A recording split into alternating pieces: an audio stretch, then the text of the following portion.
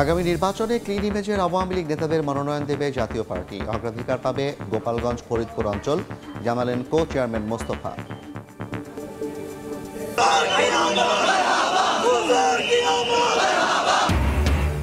মানবজাতির মুক্তির দিশারি মহানবীকে স্মরণে যশনে জুলুস। ঈদে মিলাদুন নবীর বর্ণাঢ্য আয়োজনে সারা দেশে মুসল্লির ঢল। চট্টগ্রামে পদদলিত হয়ে 2 জনের মৃত্যু।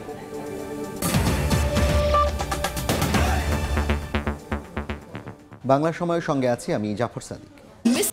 রাজবাড়ীতে মাজারে হামলা ভাঙচুরের সময় পুলিশের ওপর হামলা, সরকারি কাজে বাধার অভিযোগ এনে মামলা করেছে পুলিশ। এতে প্রায় 3,500 মানুষকে আসামি করা হলেও এখনও গ্রেপ্তার হয়নি কেউ।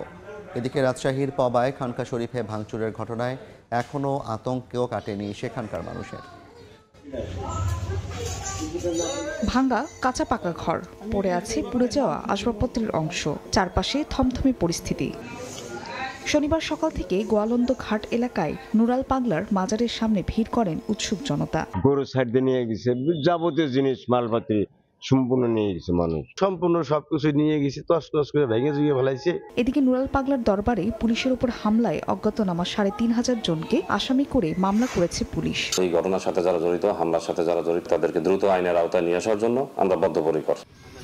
এদিকে রাজশাহীর পবায় আজিজ ভান্ডারী খানকা শরীফে ভাঙচুরের ঘটনায় এখনো মামলা হয়নি। আতঙ্কে দিন কাটছে সেখানকার মানুষের। পুলিশের উপস্থিতিতেই হামলার অভিযোগ খানকা সংশ্লিষ্টদের। যেখানে বিচারক এখানে ছিলেন, বিচারক থেকে তারা কিছু করতে পারেননি, সুতরাং আমি কার কাজ বিচার চাবো। তবে পুলিশ বলছে উত্তেজিত মানুষ বেশি থাকায় অল্প জনবল দিয়ে আক্রমণ ঠেকানো যায়নি। সমাজের বেশিরভাগ মানুষ কি চাচ্ছে এটা কিন্তু একটা ম্যাটার। আপনি এটার বাইরে যা পাবেন, আপনিও টিকে থাকতে পারবেন না। আপনি যদি সমাজের বেশিরভাগ মানুষের বাইরে যান, দেখবেন আপনাকে কতক্ষণ আমরা। ঈদে মিলাদুন্নবী উপলক্ষে মাইজ ভান্ডারী খানকা শরীফে ছিল 3 দিনের আয়োজন। এর বিরোধিতা করে শুক্রবার জুমার নামাজের পর চলে হামলা। ফাহরিয়া ফারজানা, সময় সংবাদ। আগামী জাতীয় সংসদ নির্বাচনে ক্লিন ইমেজের আওয়ামী লীগ নেতাদের মনোনয়ন দেবে জাতীয় পার্টি। এক্ষেত্রে গোপালগঞ্জ ও ফরিদপুর অঞ্চল অগ্রাধিকার পাবে।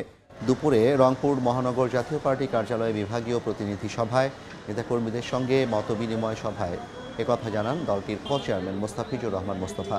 আওয়ামী লীগের শূন্যতায় জাতীয় পার্টির জনপ্রিয়তাকে রুখে দিতে দলীয় কার্যালয়ে ভাঙচুর ও কর্মীদের উপর হামলা করা হচ্ছে বলে অভিযোগ করেন তিনি।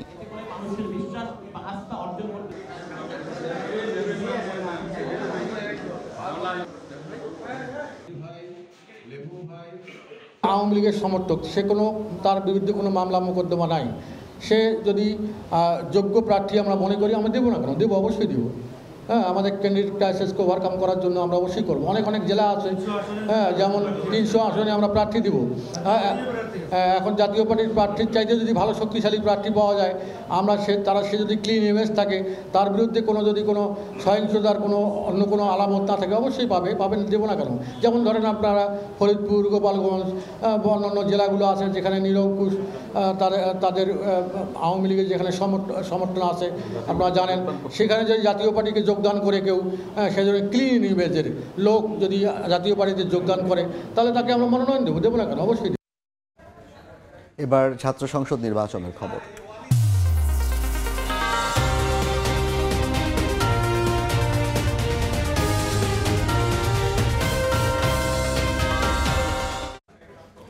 জাহাঙ্গীরনগর বিশ্ববিদ্যালয় কেন্দ্রীয় ছাত্র সংসদ নির্বাচন সামনে রেখে দিনরাত ভোটারদের কাছে ছুটছেন প্রার্থীরা।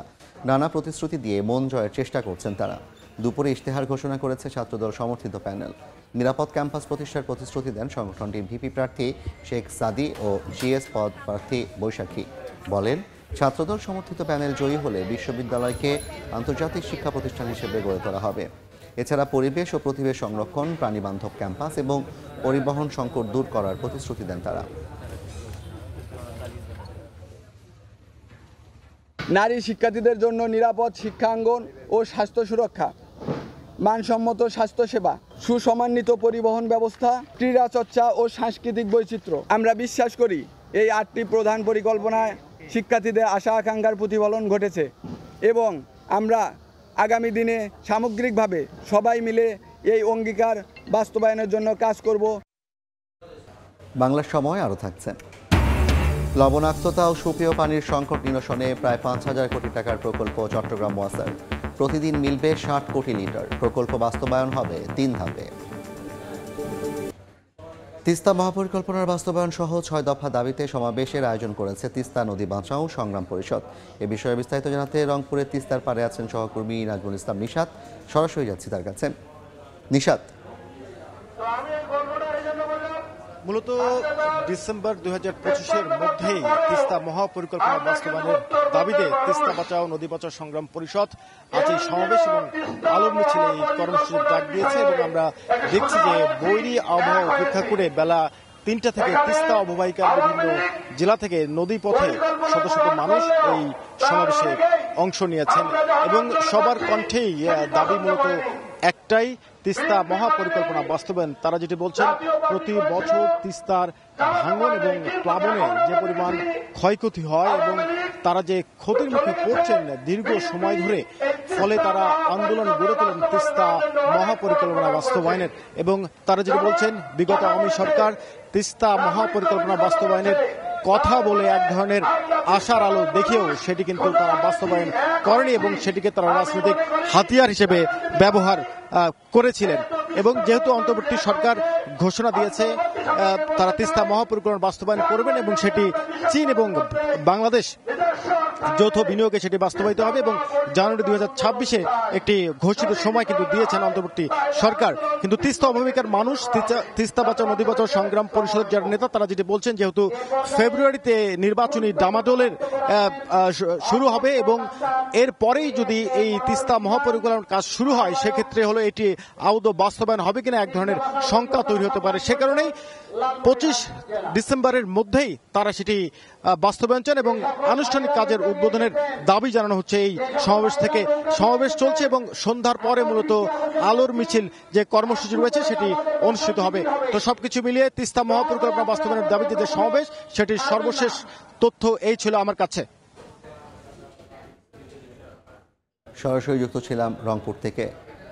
ঢাকা থেকে চট্টগ্রামগামী কর্ণফুলী এক্সপ্রেস ট্রেনের একটি বগির 2টি চাকা লাইনচ্যুত হয়ে ডাউন লাইনে ঢাকার সঙ্গে চট্টগ্রাম এবং সিলেটের ট্রেন চলাচল বন্ধ রয়েছে। তবে বিকল্প আপ লাইনে ট্রেন চলাচল স্বাভাবিক রয়েছে। এই মুহূর্তে ঘটনাস্থলে আছেন রিপোর্টার উজ্জ্বল চক্রবর্তী। সরাসরি যাচ্ছি তার কাছে। উজ্জ্বল, ঢাকা চট্টগ্রাম রেলপথের ব্রাহ্মণবাড়িয়া রেল স্টেশনের কাছে ঢাকা থেকে চট্টগ্রামগামী কর্ণফুলী এক্সপ্রেস ট্রেনের একটি বগি লাইনচ্যুত হয়ে বিকেল 3:30 থেকে ডাউন লাইনে ঢাকার সাথে চট্টগ্রাম এবং সিলেটের সব ধরনের ট্রেন চলাচল বন্ধ আছে। তবে আপ লাইনে ট্রেন চলাচল করছে। যদিও এই দুর্ঘটনার কারণে বড় ধরনের কোনো ক্ষয়ক্ষতি হয়নি, তবে ট্রেন চলাচল করছে বিলম্বে, যার কারণে ট্রেনের যে স্বাভাবিক শিডিউল সেই শিডিউলগুলো কিন্তু বিপর্যস্ত হয়েছে, যার কারণে সবগুলো ট্রেনই কিন্তু নির্ধারিত সময়ের চেয়ে বিলম্বে চলাচল করছে। এতে করে কিন্তু যাত্রীদের যে দুর্ভোগ সেটা কিন্তু অনেকাংশে বেড়েছে। আপনাকে জানিয়ে রাখি, একই পথে কিন্তু গত বৃহস্পতিবার ঢাকা থেকে ব্রাহ্মণবাড়িয়াগামী তিতাস কমিউটার ট্রেনের একটি বগি লাইনচ্যুত হয়ে দীর্ঘ 5 ঘন্টা ধরে কিন্তু ডাউন লাইনে ট্রেন চলাচল বন্ধ ছিল। আজকেও কিন্তু 3:30 থেকে এখন পর্যন্ত ডাউন লাইনে সব ধরনের ট্রেন চলাচল বন্ধ রয়েছে, যার কারণে কিন্তু এই রেলপথটি কিন্তু অনেকটাই ঝুঁকিপূর্ণ হয়ে উঠেছে বলে আমাদেরকে এখানকার যাত্রী এবং রেল সংশ্লিষ্টরা বলছেন। কেননা প্রায়শই দুর্ঘটনা ঘটছে এবং ইঞ্জিন বিকল হচ্ছে, প্রায়শই বিভিন্ন ধরনের সমস্যা সৃষ্টি হচ্ছে এই রেলপথে। আপনাকে জানিয়ে কি, কিছুক্ষণ আগে আখাউড়া থেকে একটি উদ্ধারকারী ট্রেন এসেছে যে দুর্ঘটনা কবলিত ট্রেনের বগিটি উদ্ধার করার জন্য। সেটি উদ্ধার কাজ অল্প সময়ের মধ্যে শুরু হবে বলে আমরা জানতে পেরেছি। যারা এখানে উদ্ধারকারী দল তারা কিন্তু এখানে এসেছে, তারা কিন্তু এসে কিন্তু উদ্ধার তৎপরতা চালাচ্ছে। অল্প সময়ের মধ্যে উদ্ধার কাজ শেষ হবে বলে আমাদেরকে উদ্ধারকারী দলের পক্ষ থেকে জানানো হয়েছে। আপনাকে জানিয়ে রাখি, এই রেলপথে প্রতিদিন গড়ে 24 জোড়া আন্তনগর ট্রেন কিন্তু চলাচল করে এবং ডাউন লাইন বন্ধ থাকার পরও কিন্তু চলাচল করছে। তো সার্বিকভাবে এই ছিল আমার কাছে ব্রাহ্মণবাড়িয়া দুর্ঘটনা কবলিত রেল স্টেশনের এলাকা থেকে সর্বশেষ তথ্য। সরাসরি যুক্ত ছিলাম ব্রাহ্মণবাড়িয়া থেকে। এবার ঈদে মিলাদুন্নবীর খবর। লাখো মুসল্লির অংশগ্রহণে চট্টগ্রামে হয়ে গেল যশনে জুলুসের বর্ণাঢ্য র্যালি। বিশ্বনবীর পৃথিবীতে আগমন উপলক্ষে আঞ্জুমানে রহমানিয়া আহমদিয়া সুন্নিয়া ট্রাস্টের আয়োজন পরিণত হয় জনসমুদ্রে। রাজনৈতিক স্থিতিশীলতার পাশাপাশি বিশ্ব শান্তি প্রতিষ্ঠায় রসুলের আদর্শ অনুসরণের আহ্বান জানান ইসলামী চিন্তাবিদরা। অনেক বিশ্বাসের ক্যামেরায় শফিকুল আলমের প্রতিবেদন।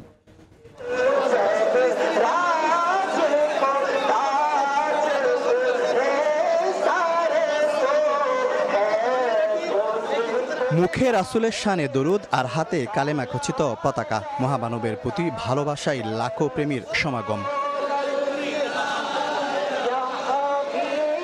শনিবার চট্টগ্রাম নগর জুড়ে পবিত্র ঈদ মিলাদুন্নবী জশ্ন জুলুসে ঢল নামে ধর্মপ্রাণ মুসল্লির। এদিন সকালে পাকিস্তান থেকে আসা আওলাদে রসুল সৈয়দ মোহাম্মদ সাবির শাহকে বহন করা কাছে ঘেরা গাড়িটি ১৬ শহর খানকা থেকে বের হয়। এটি যখন মুরাদপুর পৌঁছায় তখন দক্ষিণ ও উত্তর চট্টগ্রাম, ৩ পার্বত্য জেলা এবং কক্সবাজার সহ সারা দেশ থেকে আসা লাখো ধর্মপ্রাণ মানুষের স্রোত নামে নগর জুড়ে। জিকির আজকার, নবীর উপর দরুদ ও সালাম ছাড়া আর কিছু সকল জাতি আজকে এই বিশেষ দিনটির জন্য অপেক্ষা করে। মুরাদপুর ২ নম্বর গেট, জিসি সহ বিভিন্ন সড়ক প্রদক্ষিণ করা ৪ কিলোমিটার দীর্ঘ এই শোভাযাত্রায় ছিল মোটরসাইকেল র্যালি। রাস্তার দুপাশে ঢল নামে মানুষের। আমাদের রসুলের মেসেজ হচ্ছে শান্তি, মানবতা। আমাদের বাংলাদেশে যেন এই শান্তি মানবতাটা ফিরে আসে। প্রত্যেক মুসলমানের জন্য সবচাইতে বড় ঈদ হলো ঈদে মিলাদুন্নবী। শান্তি প্রতিষ্ঠায় নবীর আদর্শে উজ্জীবিত হওয়ার কথা জানান আয়োজক ও ইসলামী চিন্তাবিদরা। আজকে আমরা মানবিক অধিকার বলতেছি যে হুজুর বলছেন আগে এটা প্রবর্তন করে গেছেন আবার নবী হযরত মুহাম্মদ সাল্লাল্লাহু আলাইহি ওয়াসাল্লাম। আমরা সবসময় শান্তির কথা বলি, আমাদের হুজুর কেবলাও সেই মেসেজ দিয়েছে। ইনশাআল্লাহ গত ৫৪ বছর ধরে জামিয়া থেকে, আঞ্জুমান থেকে সেই মেসেজ কিন্তু শুধু এই দেশে নয়, বিশ্বব্যাপী ছড়িয়ে পড়েছে। রাসূল পাক আসেন জমিনে শান্তি প্রতিষ্ঠা করার জন্য, যেখানে সারা পৃথিবী শান্তি প্রতিষ্ঠা করার বিষয়, সেখানে বাংলাদেশ একটা ছোট্ট জায়গা। ইচ্ছে থাকলে উপায় হয়। এই বাংলাদেশে রাসূল পাকের আদর্শ দিয়ে শান্তি প্রতিষ্ঠা করা সম্ভব। আপনি जिस तरह एक उम्मत की आपने शिराज़ाबंदी की, जिस तरह एक पूरी उम्मत को यकजा किया और पूरी इंसानियत के लिए मिसालें कायम की। আঞ্জুমানে রহমানিয়া সুন্নিয়া ট্রাস্টের আয়োজনে ১৯৭৪ সাল থেকে মহানবীর প্রতি ভালোবাসায় প্রতি বছর হয়ে আসছে এই বিশাল আয়োজন। আল্লাহ পাক পবিত্র কোরআনে বলেছেন, যে ব্যক্তি অন্যায়ভাবে কাউকে হত্যা করলো সে যেন পুরো মানব জাতিকে হত্যা করলো, যে একজনকে রক্ষা করলো সে যেন পুরো মানব জাতিকে রক্ষা করলো। কোরআনের এই আয়াতকে অনুসরণ করে চলার তাগিদ দিয়েছেন ইসলামী চিন্তাবিদরা। শফিকুল আলম, সময় সংবাদ, চট্টগ্রাম। বন্দরনগরী চট্টগ্রামে লবণাক্ততা ও পানি সংকট নিরসনে প্রায় ৫,০০০ কোটি টাকার বিশাল প্রকল্প নিয়েছে ওয়াসা। দৈনিক ৬০ কোটি লিটার পানি পরিশোধন ক্ষমতার এই প্রকল্প বাস্তবায়ন হবে ৩ ধাপে। তবে মেগাসিটিতে সুপ্রিয় পানি নিশ্চিতে সুদূরপ্রসারী পরিকল্পনা ও সমন্বিত সমীক্ষা ছাড়া সংকট সমাধান সম্ভব নয় বলে মত বিশেষজ্ঞদের। নুরুল জামান আতিকের ছবিতে ফেরদৌস লিপির রিপোর্ট। কর্ণফুলী ও হালদা নদী থেকে পানি নিয়ে 4টি শোধনাগারে পরিশোধন করে চট্টগ্রাম ওয়াসা চাহিদার বিপরীতে দৈনিক সর্বোচ্চ 50 কোটি লিটার পানি সরবরাহ করে নগরীর গ্রাহক পর্যায়ে। তবে প্রতিদিন ঘাটতি ছাড়াও শুষ্ক মৌসুমে প্রায় 3 থেকে 4 মাস পানির উৎসস্থলে দেখা দেয় লবণাক্ততা। এতে পানির উৎপাদন কমিয়ে দেয় সংস্থাটি। ফলে নগরীতে পানির তীব্র সংকট দেখা দেয়। ডিমান্ড যে বাড়ছে সেটা তো আমাদেরকে ট্রিটমেন্ট ক্যাপাসিটি বাড়াইতে হবে। তো এই প্রকল্পের মাধ্যমে কিন্তু এটা সম্ভব হবে। প্রকল্পটি অর্থায়নে আগ্রহী ইকোনমিক ডেভেলপমেন্ট কোঅপারেশনের ফান্ড চূড়ান্ত হয়েছে। ইনটেকে আমরা 60 কোটি লিটারের ইনটেক করব, কিন্তু আমরা ফার্স্টে ট্রিটমেন্ট প্ল্যান করব আমরা 20 কোটি লিটারের। বিশেষজ্ঞরা বলছেন, প্রকল্প বাস্তবায়নের আগে সমন্বিত সমীক্ষা যেমন প্রয়োজন, তেমনি বন্ধ করা প্রয়োজন সিস্টেম লস। আরও যথাযথ হচ্ছে কিনা সেগুলো কিন্তু প্রকৌশল বিশ্ববিদ্যালয়ের মাধ্যমে কিন্তু তারা বেটিং করতে পারে। বর্তমানে বন্দরনগরী চট্টগ্রামে পানির চাহিদা 60 থেকে 65 কোটি লিটার। ফেরদৌস লিপি, সময় সংবাদ, চট্টগ্রাম। বাংলা সময় আরও থাকছে। ভরা মৌসুমেও সাগরে মিলছে না কাঙ্ক্ষিত ইলিশ। হতাশ কক্সবাজার উপকূলের জেলেরা, লোকসানে ট্রলার পাঠাচ্ছেন না মালিকরা। বেড়েছে অবৈধ ট্রলিং বোটের দৌরাত্ম্য। জুলাই সংগ্রামের পর বাংলাদেশ মুক্ত হয়েছে, কিন্তু সমস্ত আকাঙ্ক্ষা বাস্তবায়ন হয়নি। বিচার ও সংস্কারের কাজ এখনও বাকি বলে মন্তব্য করেছেন শিল্প এবং গৃহায়ন ও গণপূর্ত উপদেষ্টা আদিলুর রহমান খান। সকালে নাটোর শহরের ভবানীগঞ্জে জুলাই শহীদ স্মৃতিস্তম্ভ উদ্বোধন অনুষ্ঠানে তিনি একথা বলেন। আমাদের সামনে বিচার এবং সংস্কারের কাজ এখনো বাকি আছে। বিচারকে দৃশ্যমান করে তোলার প্রক্রিয়া চলছে, সংস্কারও আমরা এগিয়ে নিয়ে যেতে চাচ্ছি, কিন্তু এর মধ্যে আমাদের যে তৃতীয় কাজ নির্বাচন, সেই নির্বাচনেরও ঘোষণা এসেছে। দায়িত্ব যত দূর সম্ভব বাস্তবায়নের মাধ্যমে, কারণ এটা শুধু একটা সরকার নয়, এটা গণ অভ্যুত্থানের সরকার। এই সরকার এসেছে গণ অভ্যুত্থানের ভিত্তিতে। আমরা সেই কারণে তার অঙ্গীকার বাস্তবায়নের জন্য অঙ্গীকারাবদ্ধ। মাগুরায় প্রথম স্ত্রীর দেয়া আগুনে স্বামী, তৃতীয় স্ত্রী ও শিশু সন্তান দগ্ধ হয়েছে। আত্মসমর্পণ করেছে অভিযুক্ত। পুলিশ জানায়, গতকাল গভীর রাতের দিকে সদর উপজেলার হাজীপুরের শ্রীমন্তীপুরে বাহারুলের প্রথম স্ত্রী সুমি খাতুন বসতঘরের সিটকিনি বাইরে থেকে লাগিয়ে আগুন ধরিয়ে দেন। এ সময় ঘরে ঘুমিয়ে থাকা বাহারুল, তার তৃতীয় স্ত্রী ও শিশু সন্তান দগ্ধ হয়। তাদের চিৎকারে প্রতিবেশীরা উদ্ধার করে সদর হাসপাতালে নিয়ে যায়। অবস্থার অবনতি হলে তাদের ঢাকায় পাঠানো হয়। এ ঘটনায় জড়িত বাহারুলের প্রথম স্ত্রী সুমি খাতুন স্থানীয় পুলিশ ফাঁড়িতে আত্মসমর্পণ করেছেন।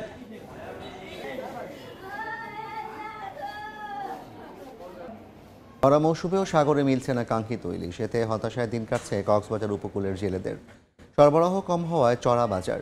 একসময় অবতরণ কেন্দ্রের 3টি পন্টুনে জায়গা না পেয়ে ইলিশ রাখা হতো মাঠে। এখন সেই পন্টুনে দেখা মিলছে মাত্র 4 থেকে 500 ইলিশ। মাছ দেখলেই হুমড়ি খেয়ে পড়েন ব্যবসায়ীরা।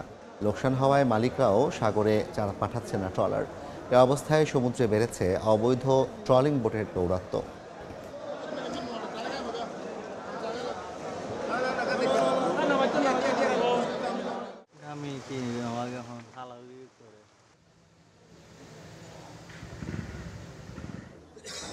ধর্মীয় ভাবগাম্ভীর্যের মধ্য দিয়ে খাগড়াছড়িয়া বান্দরবানে উদযাপন হলো মধু পূর্ণিমা। সকাল থেকে বিহারে বিহারে সাজ সাজ রব।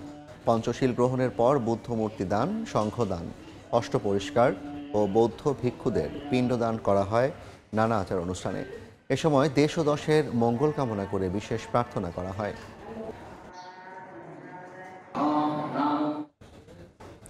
বাংলা সময়ের শীর্ষ সংবাদগুলো জানিয়ে দিচ্ছে আরেকবার। আগামী নির্বাচনে ক্লিন ইমেজের আওয়ামী লীগ নেতাদের মনোনয়ন দেবে জাতীয় পার্টি। অগ্রাধিকার পাবে গোপালগঞ্জ ফরিদপুর অঞ্চল, জানালেন কো চেয়ারম্যান মোস্তফা।